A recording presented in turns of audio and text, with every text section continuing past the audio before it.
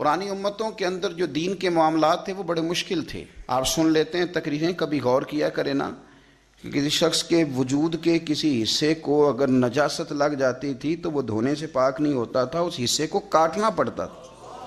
آپ اس دشواری اور تکلیف کو محسوس کریں. کسی کپڑے کو نجاست لگ جاتی تو اسے جلانا پڑتا تھا. مال غنیمت اگر کسی بندے کو مل گیا تو وہ اس کے لیے جائز نہیں تھا، وہ آسمان سے بجلی آ کے اسے جلایا کرتی. اور یہ کتنی مشکل بات ہے. ہم انسان ہیں، غلطی ہو جاتی ہے، نہ چاہتے ہوئے بھی ہو جاتی ہے، عمدن نہیں سہون بھی ہو جاتی ہے. لیکن گناہ ہو جائے اور سویرے دروازے پہ لکھا جائے تو گھر سے نکلنا دشوار نہیں ہو جاتا؟ آپ اندازہ فرمائیں کتنا مشکل. اگرچہ ہمارے علماء نے تصریحات کر دی ہیں کہ بنی اسرائیل پر یہ جو سخت حکم آئے تھے یہ بطور سزا کے آئے تھے.